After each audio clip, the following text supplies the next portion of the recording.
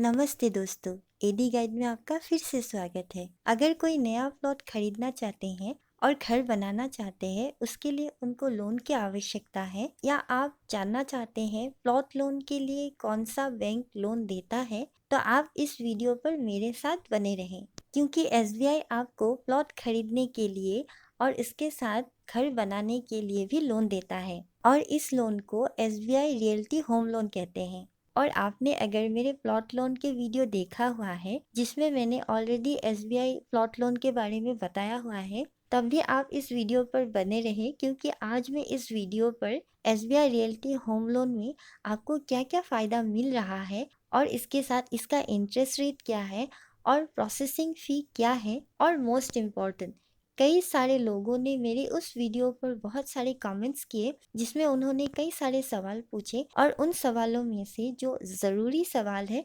उन सवालों का जवाब भी मैं इस वीडियो में देने वाली हूँ। और जो लोग इस वीडियो को पहली बार देख रहे हैं, तो इस वीडियो को देखने के बाद आप लोग उस वीडियो को ज़रूर देखें। मैं आई बटन पे उसका लिंक और नीचे डिस्क्रिप्शन पे भी उसका लिंक दे दूँगी, जिसमें मैंने ज़्यादातर बातों को ही कवर किया है। इसलिए अगर आप सही में एसबीआई से प्लॉट लोन लेना चाहते हैं, तो इस वीडियो को देखने के बाद उस वीडियो को ज़रूर देखिए, क्योंकि इससे आपको बहुत सारी बातों के बारे में पता चलने वाला है और आपका सारा कन्फ्यूजन दूर होने वाला है। तो चलिए आज इस वीडियो को शुरू करते हैं। दोस्तों, वीडियो शुरू करने से पहले एक रिक्वेस्ट ज़रूर करूँगी, अगर आप लोगों ने इस चैनल को सब्सक्राइब नहीं किया तो प्लीज़ सब्सक्राइब कर लीजिए, इसके साथ बेल आइकन दबा के ऑल नोटिफिकेशन कर लीजिए। दोस्तों, एसबीआई रियल्टी होम लोन में हमें सबसे पहला जो फ़ायदा मिलता है वो है बहुत ही कम इंटरेस्ट रेट, जैसा कि मैंने पिछली वीडियो में भी बताया है। जी हाँ दोस्तों, यहाँ पर आपको बहुत ही कम इंटरेस्ट रेट पर प्लॉट लोन मिल रहा है,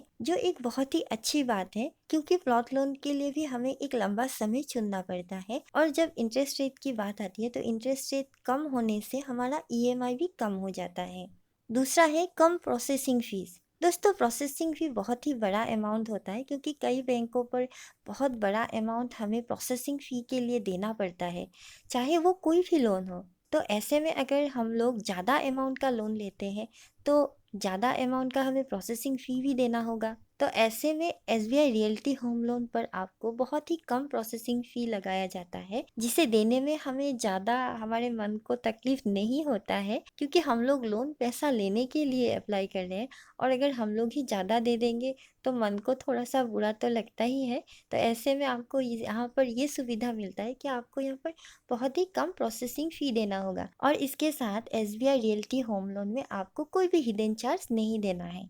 और इसके साथ यहाँ पर डेली रिड्यूसिंग बैलेंस पर ब्याज दर लगाया जाता है। अब आप लोगों में से कई लोग ये सोच रहे होंगे, या फिर कई लोगों को ये पता नहीं हो सकता कि ये डेली रिड्यूसिंग बैलेंस क्या होता है। तो आपको बता दें, जब भी आप एसबीआई रियल्टी होम लोन लेते हैं और आपको इस लोन के समय में बीच में ही कोई पैसा मिल जाता है, एक ज़्यादा अमाउंट आपके हाथ में आ जाता है, तो ऐसे में अगर आप चाहते हैं कि मैं कुछ पैसा प्रीपेमेंट कर दूं, जिसके लिए मेरा लोन जो है वो कम हो जाए और मुझे कम ईएमआई पे करना पड़े, तो ऐसे में आप लोन का प्रीपेमेंट कर देते हैं। सपोज़ आप लोगों ने लोन का प्रीपेमेंट महीने के 20 तारीख को कर दिया, और ये प्रीपेमेंट अमाउंट आपके प्रिंसिपल अमाउंट में 21 या 22 तारीख तक ऐड हो जाते हैं। सपोज़ ये 22 तारीख तक आपके प्रिंसिपल अमाउंट में ऐड होकर उसे काट दिया, तो ऐसे में आपकी जो इंटरेस्ट रेट है वो 23 तारीख से ही कम हो जाता है, यानी कि जितना बैलेंस रहता है उतने के ऊपर ही आपको लोन का इंटरेस्ट देना होता है। ऐसा नहीं है कि आपको उसके लिए पूरा महीने का ही इंतज़ार करना पड़े। तो ये एक और फ़ायदा हो गया कि आप जिस दिन से लोन का प्रीपेमेंट करते हैं, और उस दिन से ही जो ईएमआई है उसमें ये इंटरेस्ट रेट कम करके आपको मिलता है। तो आपका जो ईएमआई है उसमें ये इंटरेस्ट रेट कम हो जाता है। और इसके साथ प्रीपेमेंट में आपको और एक सुविधा मिल रहा है कि आप अगर प्रीपेमेंट कर देते हैं तो ऐसे में आपको कोई भी पेनल्टी चार्ज नहीं लगाया जाता, यानी आप जितना भी प्रीपेमेंट करना चाहे कर सकते हैं, आपको कोई भी चार्ज नहीं देना होगा। और आखिर में अगर आप एक महिला आवेदक हुए, कोई महिला एप्लीकेंट इस लोन के लिए जाते हैं, तो उनको कुछ परसेंटेज का छूट मिलता है। पहले ये परसेंटेज 0.05% का हुआ करता था। फ़िलहाल के लिए बैंक ने ये नहीं बताया कि ये परसेंटेज कितना है। ये आपको बैंक पर आवेदन करने के बाद ही पता चलेगा। दोस्तों चलिए अब जान लेते हैं SBI रियल्टी होम लोन का ब्याज दर क्या है। फ़िलहाल के लिए जो ब्याज दर है वो मिनिमम 7.50% से शुरू हो रहा है और मैक्सिमम 7.70% तक है। प्रोसेसिंग फ़ी की बात करें तो इस लोन में आपको जो लोन अमाउंट है उसके हिसाब से 0.40% प्लस GST प्रोसेसिंग फ़ी देना होगा, जिसमें मिनिमम आपको 10,000 और मैक्सिमम 30,000 तक पे करना पड़ सकता है। अब बात करते हैं लोन आपको कितने समय के लिए मिलता है। दोस्तों लोन आपको 10 साल के लिए मिलता है।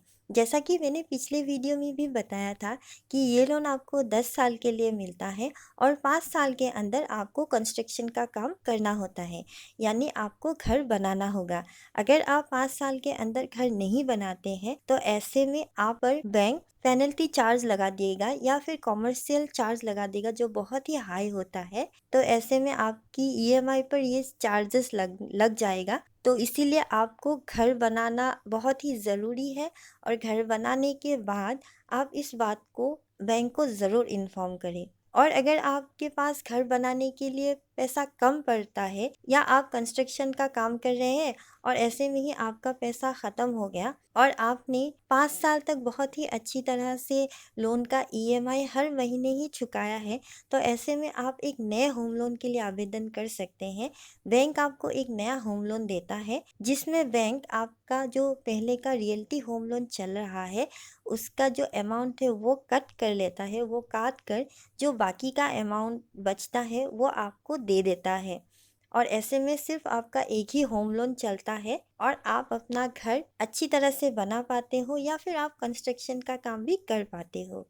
अब कई लोगों ने मेरे पिछले वीडियो पर ये कमेंट किया था कि अगर 5 साल के अंदर घर नहीं बना पाए तो क्या होगा। तो मैंने ऑलरेडी बता दिया कि आप पर पेनल्टी चार्ज लगाया जाएगा या कमर्शियल रेट ऑफ इंटरेस्ट लगाया जाएगा, जो बहुत ही हाई होता है। इसलिए आप ऐसा गलती ना करें। आपके पास अगर पैसे की कमी हो रही है तो आप एक और लोन ले लीजिए। इसके अधिक जानकारी के लिए आप बैंक से ज़रूर बात करें। और इसके साथ पिछले वीडियो में कई लोगों ने ये कमेंट किया था कि अगर 5 साल के अंदर ही पूरा लोन क्लोज कर दे तो ऐसे में क्या चार्ज लगाया जाएगा या लोन क्लोज कर सकते हैं कि नहीं। तो आपको बता दें, आप जब भी चाहे इस लोन को क्लोज कर सकते हैं।